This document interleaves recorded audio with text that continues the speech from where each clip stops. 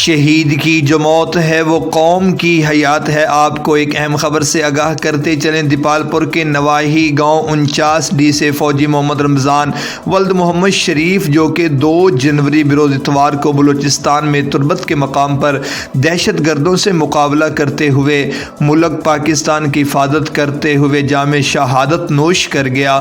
مزید اس پر رپورٹ کر رہے ہیں ہمارے نمائندہ قمر زمان بھٹی۔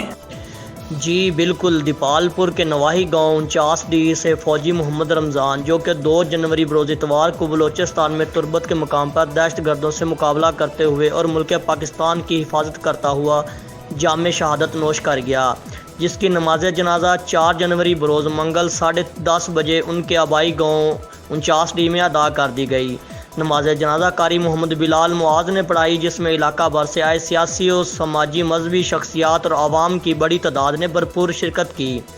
جنازے کے بعد فوجی محمد رمضان کو پورے فوجی اعزاز کے ساتھ ان کے آبائی گاؤں 49D میں سپرد خاک کر دیا گیا۔ پاک فوج کے چاقو چوبند دستے نے سلامی دی اور پھولوں کی چادر چڑھائی۔ کیمرہ مین ٹیم کے ساتھ قمر زمان بٹی، سٹی 5 نیوز، دیپال پور۔